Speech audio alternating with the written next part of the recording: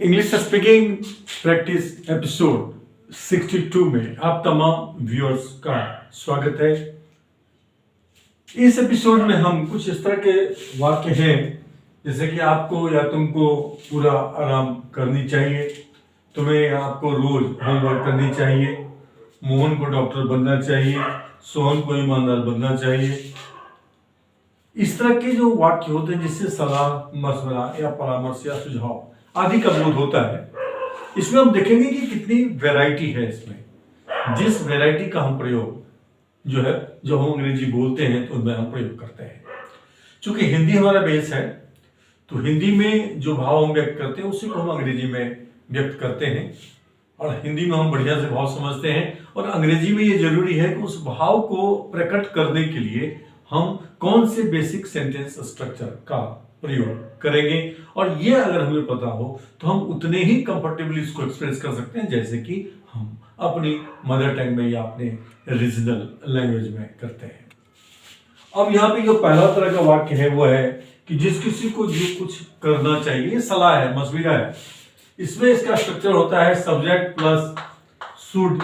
ये simple structure है, लेकिन यहाँ पे कर्तव्यपरायणता का बोध भी कराते हैं किसी को, तो ये फर्क समझना होगा कि कर्तव्यपरायणता का बोध जब कराते हैं तब की स्थिति क्या होती है, तब हमारा फेशियल एक्सप्रेशन क्या होता है, हमारा बॉडी लैंग्वेज क्या होता है, और जब हम किसी को सुझाव या राय या परामर्श देते हैं तब क्या होता है। तो शुड प्लस वर्ब का फर्स्ट फॉर्म आएगा, प्लस में अगर ऑब्जेक्ट है तो ऑब्जेक्ट आएगा, फिर कोई अन्य शब्द है तो अदर वर्ड्स आएगा। उस लिहाज से आपको या तुमको पूरा आराम करनी चाहिए, हो जाएगा you should take complete rest. You should take complete rest.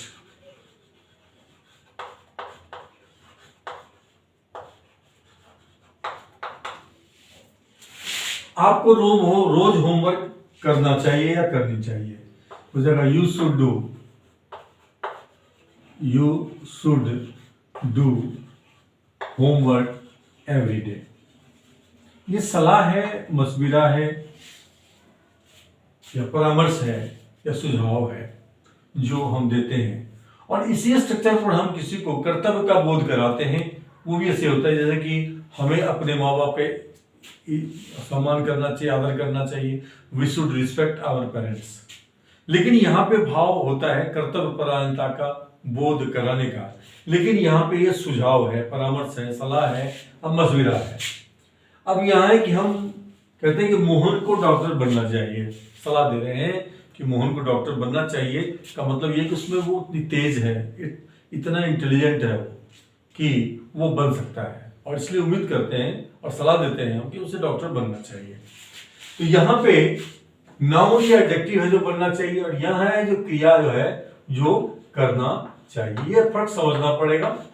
क्रिया जो करना चाहिए इसमें जो है वर्ब का फर्स्ट फॉर्म आता है, लेकिन यदि किसी को नाउन या एडजेक्टिव बनना चाहिए, जैसे मोहन को डॉक्टर बनना चाहिए, सोहन को ईमानदार बनना चाहिए, तो बनना चाहिए में यहाँ पे हम गलती से भी शुड के बाद बीकम का प्रयोग नहीं करेंगे। इसका स्ट्रक्चर होगा मोहन शुड बी। जब नाउन या एडजेक्टिव हो तो शुड के साथ हम बी ही लगाएंगे, should be A doctor. Sohan should be honest. यहाँ कोई आर्टिकल नहीं आएगा एडजेक्टिव से पहले अकेले में, तो सोहन शुड बी ऑनेस्ट।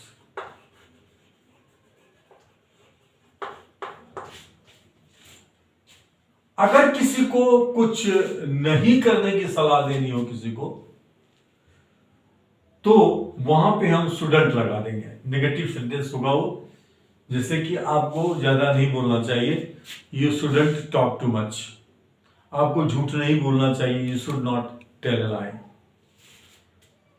तो जब हम नेगेटिव फॉर्म में बोलेंगे तो हम यहाँ पे शुडंट लगा देंगे। शुडंट के बाद जो है आ जाएगा वर्ब का फर्स्ट फॉर्म, प्लस में आ जाएगा ऑब्जेक्ट, प्लस में आ जाएगा अदर्स।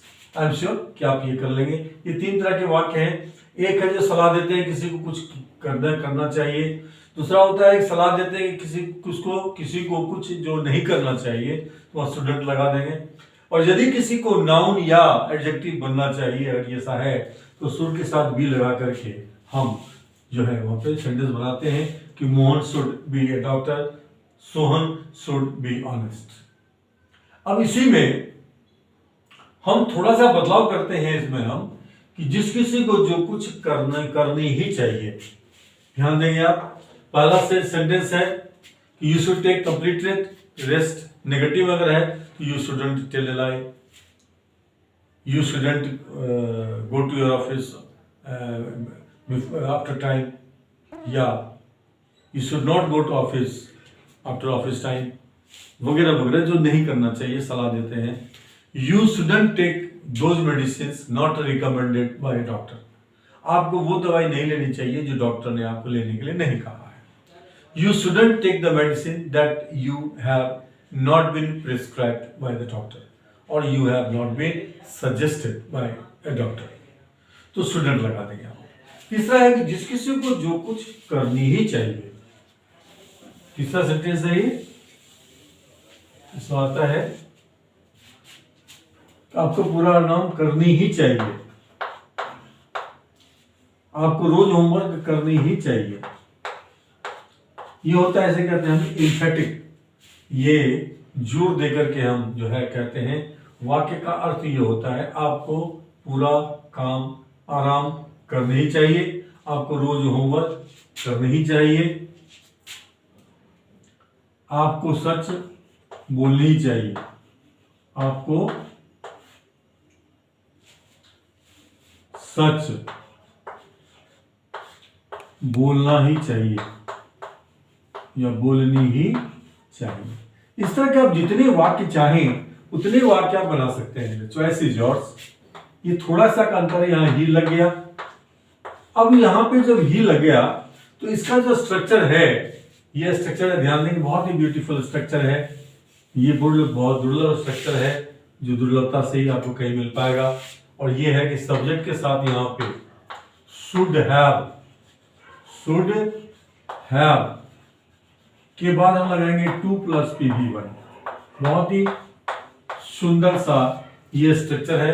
अगर आप याद रखें इस स्ट्रक्चर को, इसका प्रयोग करें, अगर आप बोलने में प्रैक्टिस करें तो ये आपका हो जाएगा। उसके बाद में आ जाएगा ऑब्जेक्ट प्लस में अदर वर्ड्स, अन्य शब्द कोई है तो वो आ जाएगा यहाँ पे। अब इस हिसाब से हमने पहले क्या था कि आपको आराम करना चाहिए, यू शुड टेक रेस्ट। अब यह कि आपको या तुमको पूरा आराम करनी ही चाहिए, एम्फसाइज करके दे रहे हैं, जो जोरदार सलाह है। ये जोरदार सलाह है, इसी में जो कुछ करना चाहिए करनी ही चाहिए। अब यहाँ पे इस स्ट्रक्चर में करेंगे हम कि आपको पूरा आराम करनी ही चाहिए या तुमको पूरा आराम करना ही चाहिए, तो हो जाएगा you should have to take rest. You should have to take rest, complete rest. Take rest नहीं, you should have to take complete rest, a complete rest, पूरा आराम करना चाहिए। तो you should have to take a complete rest, आपको रोज homework करनी ही चाहिए, हो जाएगा you should have to do homework, you should have to do homework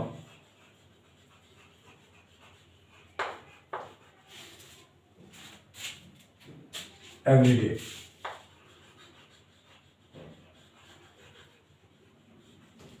उसके बाद है कि आपको सच बोलनी ही चाहिए, हो जाएगा you should have to speak the truth, you should have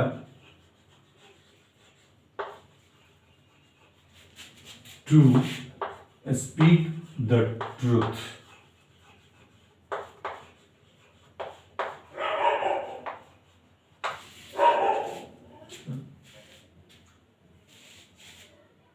आपको सही लोगों के साथ खड़ा होना ही चाहिए, आपको सही लोगों के साथ खड़ा होना ही चाहिए। देखिए, आपको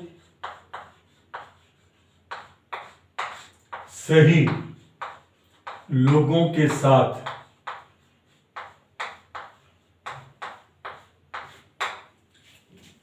का समर्थन करना ही चाहिए, का समर्थन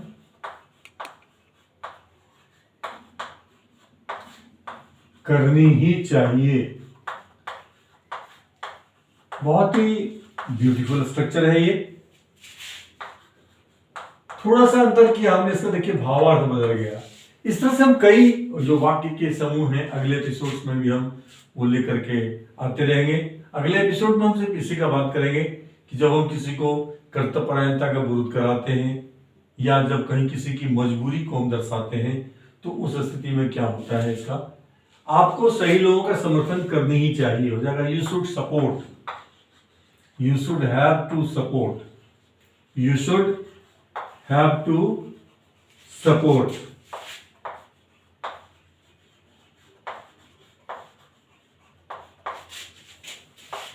the right people, the right people या persons। जिन्होंने इस चैनल को अभी तक सब्सक्राइब नहीं किया है, मैं आपसे निवेदन करना चाहूंगा कि please do subscribe the channel so that you keep on getting the future videos on time automatically. और जो इन एपिसोड्स को पहले से देखते आ रहे हैं, मैं आपसे निवेदन करूंगा कि अगर आपको लगता है कि ये प्रेजेंटेशन, ये जो कंटेंट्स हैं जो बहुत यूजफुल हैं इंग्लिश स्पीकिंग के लिए, लगता है कि लाइक का लाइक है तो आप लाइक जरूर करें, उससे मुझे बहुत मोटिवेशन मिलती है। और आप उन लोगों को भी जोड़ें शेयर करके इन वीडियोस को जिनसे आप प्यार करते हैं, वो जहां कहीं भी हो, पूरे देश में या अन्यत्र, जो आपके सर्कल में हैं उनको भी आप जोड़ें, वो भी मोटिवेट करें उनको कि वो भी इस चैनल को देखें। आपको एक बात का मैं वादा करता हूं कि यह कड़ी दर कड़ी हम जो बेसिक सेंटेंस है, जो जितने तरह के सेंटेंस बोले जाते हैं, हम उसकी बात करते हैं। ये सब चलते हुए फिर हम आएंगे, आपको हम बताएंगे कि जो कुछ मुड़की वाले होते हैं, जो कि भ्रम पैदा करते हैं, भ्रमित करते हैं वाक्य में, कुछ अटपटाने से जुड़ा हुआ रहता है, उसकी भी हम बताएंगे। अंग्रेजी और बहुत सिंपल है, सिर्फ कुछ एक वर्ड या वर्ड का समूह है जो उसमें डाल देना है बीच में, वो सेंटेंस का बेसिक सेंटेंस यही रहेगा। इसलिए आप किसी एपिसोड को मिस ना करें, देखते रहें। फिर मिलते हैं आपसे अगले एपिसोड में कुछ इसी प्रकार के बहुत ही महत्वपूर्ण वाक्य जो अंग्रेजी में अक्सर बराबर बोले जाते हैं को लेकर बेसिक सेंटेंस स्ट्रक्चर के साथ। Thank you very much for watching this video. See you in the next video.